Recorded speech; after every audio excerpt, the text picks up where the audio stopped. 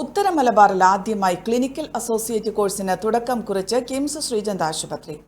Health skill development ഗ്രൂപ്പായ skill തൈറോയിഡുമായി സഹകരിച്ചാണ് course ആരംഭിക്കുന്നത്. 6 മാസത്തെ കോഴ്സിൽ 2 മാസം തിയറിയും 4 മാസം പ്രായോഗിക പരിശീലനവും ലഭിക്കുമെന്ന് കിംസ് ശ്രീചന്ദ് കേരള ക്ലസ്റ്റർ CEO ഫർഹാൻ യാസിൻ വാർത്താസമ്മേളനത്തിൽ പറഞ്ഞു. അതും ഇതുപോലെ തന്നെയാണ്. എമർജൻസി ഡിപ്പാർട്ട്മെന്റ് ആവട്ടെ, നമ്മുടെ OP ഡെസ്ക് ആവട്ടെ, ഒരു രോഗി വന്നു കഴിഞ്ഞാൽ അവരുടെ കൂടെ പേഴ്സണലൈസ്ഡ് കെയർ അസിസ്റ്റന്റ്. അപ്പോൾ അതിനു വേണ്ടി ഒരു ഹോസ്പിറ്റലിൽ 100ഓളം ആൾക്കാരെ ഡിപ്ലോയ് ചെയ്യാനുള്ള തീരുമാനം നമ്മൾ എടുത്തിട്ടുണ്ട്. ഇന്ന് നമ്മുടെ ഹോസ്പിറ്റൽ കെയർ ബഡി സിസ്റ്റം വളരെ എഫക്റ്റീവായിട്ട് നടപ്പിലാക്കിയിട്ടുണ്ട്. അപ്പം അടുത്ത് വരുന്ന 8 ആശുപത്രികളും ഈ പറഞ്ഞ clinical associate, care buddy, general duty assistant തുടങ്ങിയ 3 തസ്തികകളിൽ ഏതാണ്ട് 1500ഓളം ആൾക്കാരെ നമുക്ക് ആവശ്യമുണ്ട്.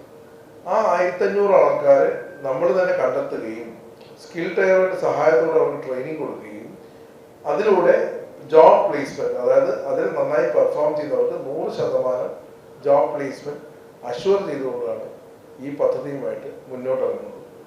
ഇതുവരെ ഒരു സ്വകാര്യ ആശുപത്രിയും ചെയ്യാത്തൊരു കാര്യമാണത്. നമ്മൾ എപ്പോഴും ചെയ്യുന്നത് എക്സ്പീരിയൻസ്ഡ് ആൾക്കാരെ മറ്റു സ്ഥലങ്ങളിൽ എടുക്കും. ഞാൻ അത് ഫോക്കസ് ചെയ്യുന്നത് എക്സ്പീരിയൻസ്ഡ് ആൾക്കാരെ എടുക്കുന്നതിന് പകരം പഠിച്ച് പാസ്സാവുന്ന ഗ്രാജുവേറ്റ്സിനെ ട്രെയിൻ ചെയ്ത് ഒരു ജോലി സാധ്യത കൊടുത്ത് അവരെ ആരോഗ്യ മേഖലയിൽ വളർത്തിയെടുക്കുക എന്നുള്ളതാണ് എൻ്റെ ലക്ഷ്യം. അതിനുവേണ്ടിയാണ് ഇത്തരം പരിപാടി ആസൂത്രണം ചെയ്തിരിക്കുന്നത്.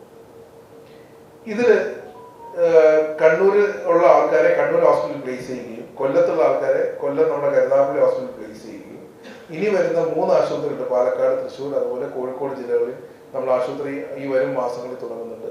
അവിടെയും കൂടി നമ്മൾ ഇതേ കോഴ്സും സിസ്റ്റവും ആരംഭിക്കുന്നു. ഇനി നമ്മുടെ ആശുപത്രി മാത്രമല്ല, ഇതിൽ നമ്മൾ മറ്റു ആശുപത്രിയും കൂടി പങ്കാളികളാക്കുന്നു. അപ്പോൾ കേരളത്തിൽ ഒരു 20,000 കുട്ടികളോ 30,000 കുട്ടികൾക്ക് ജോലി കൊടുക്കാനായിട്ട് കിംസ് മാത്രം പറ്റില്ലല്ലോ.